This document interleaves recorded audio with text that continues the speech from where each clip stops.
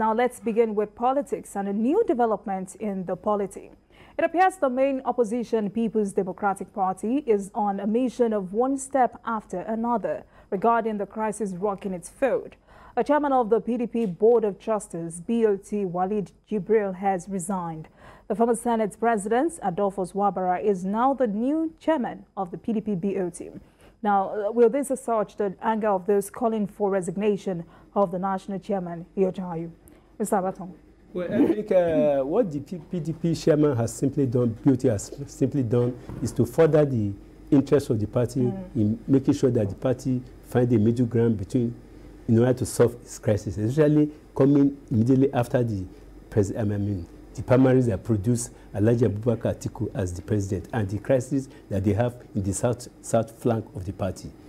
Now, in the last 6 weeks, they have not been able to resolve that crisis. But the fact remains that even if the chairman cannot go, somebody has there to throw in the towel. And like Jibrin said, he admitted that there has been too much lopsidedness on the part of the PDP. That is, the PDP top is not heavy. That is, there are many people, and you have a party that is seeking food from all parts of Nigeria. That those who determine what the party is comes from all parts of the country. So it goes to show that naturally, for you to have a cohesive party, you must take care of the house. No, yes, it was a family affair, but it is becoming a national affair because if they want to have a national office, you must retool the machinery for governance. And what they are trying to do now is that I don't know how far this thing will solve the problem which Governor Wike and others are complaining of. But the fact remains that one would have expected the party to have taken such a decision long time ago. So, because if there is no internal democracy within the party, there cannot be internal cohesion. If there is no cohesion within the party as a whole, there is no way the party can go and face Nigerians. And as a leading opposition party in Nigeria, a lot of us believe that the PDP, even before now, has not been living up to its expectation as the leading opposition party. Yes, we are operating a presidential system, but the kind of criticism, the kind of contribution that they have to make to national polity, Nigerians have to regard that party as an alternative. But what we have now is that we don't have an opposition party that is as viral as it should have been. It should have been giving the incumbent government a lot of problems now. Because naturally, in the last 7 years, things have never been the same in Nigeria. But the PDP is supposed to put its house in order so that it can provide an alternative to Nigerians and any other party. But I think that with the resignation of Jibrin and the adoption of Wabara, who is also coming from the south part of the country, maybe something good will happen. But the fact remains that all right, but Rivers State Governor Isawike is saying now that this is not stop his demand for IU's removal. Yeah, well, I think naturally when you look at it, BOT, the real power in the party starts with the chairman, national chairman of the party. And when you have a national chairman of the party that's coming from the same part of the country, where I think they're having that problem because of the emergence of Alhaji Atiku as the presidential candidate. If the presidential candidate had come from another part of the country, perhaps this would not arise. Yes, Wike can demand for such, because as a stakeholder in the party, you can do more. But there's also a limit to which you can do in the interest of the party that is in question. The interest of the party also have to come into play in determining what you ask or concessions that you want to make.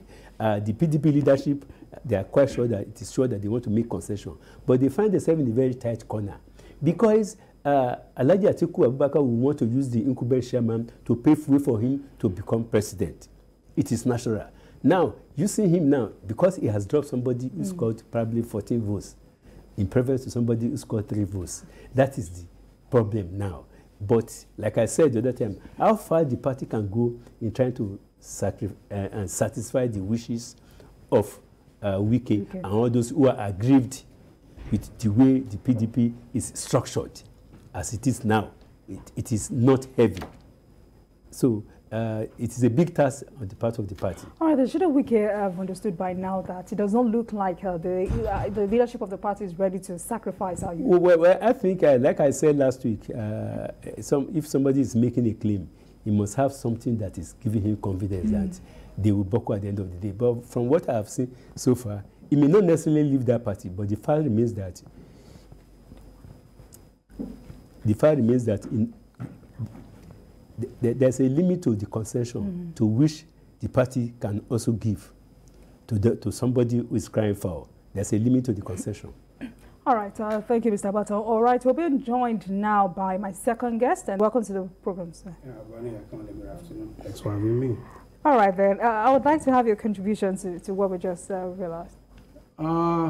It's, politics is all about power sharing, and what we find out in the political landscape is every actor wants to ensure that they remain in business. And it's an art of war, so to say.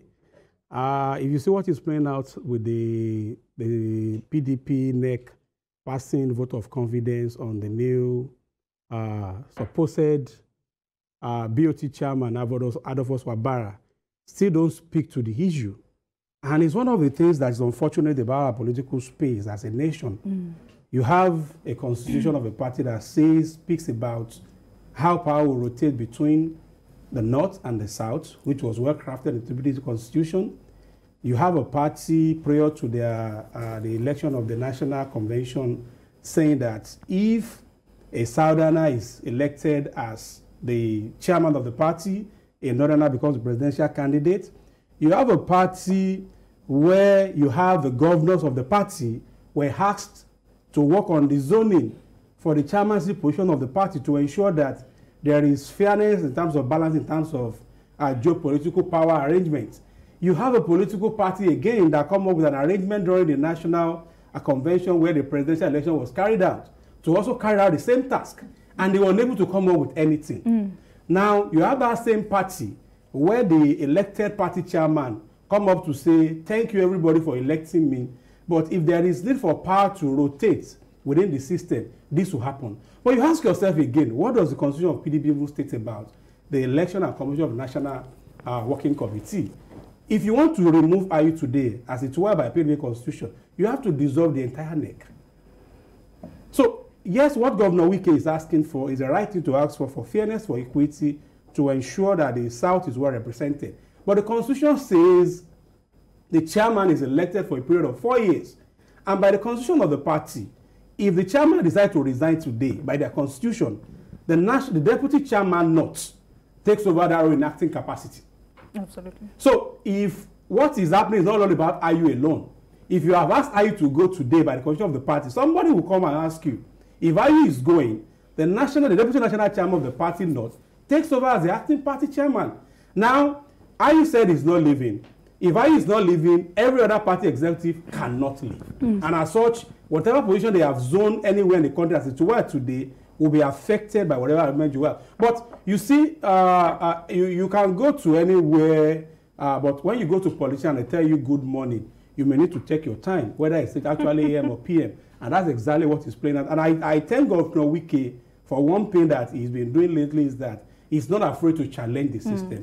And I think it's good for our system, and our system will continue to mature and develop as we progress with the journey of democracy. All right, thank you very much. Now, before we move, I do apologize for the name mix-up. My second guest is Engineer Obani Akiwale. Thank you very much. Thank you. All right, so we now have Adolphus Wabara here with us. Do you think he has what it takes to calm the ocean? You know, like he has analyzed, you see, you cannot just take one out of many. It takes, you know, when you are cooking, and you start, this stick is not good, you remove it.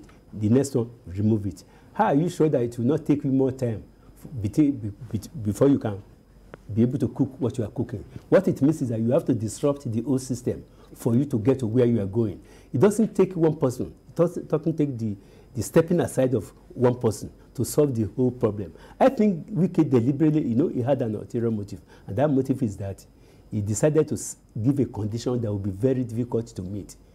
Absolutely, the condition is very difficult to meet. And the interest because of who?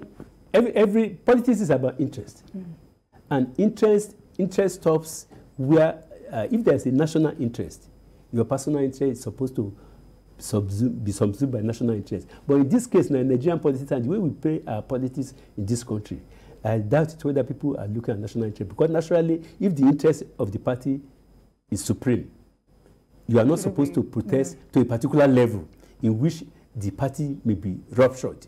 Because if the chairman should go, all other executives should go. Then you have to look at the fact that you have a very short time to start campaign. Campaign is going to start September 28. Is it between now and September 28 that the PDP will summon an emergency meeting and begin to conduct election for all the offices? It is no. So the thing is that there must be a way. This is a lesson for all of us that initially, ab initio, the party must have a way of ensuring that there is balancing of power. We have been talking of all what is happening is balancing of power between the North and the South. And I think that, like what happened in the APC, the wisdom of the APC governor, they saw their own problem ahead and they said, look, let us do this thing. So I think they were able to, they are wiser. But PDP, they have found themselves in a very difficult corner. But I believe that if the interest of the party is also supreme, Governor Wike too should, if he's still interested in that particular party, I think we should find a way around the table of making sure that he reconciles with the party. All right, gentlemen.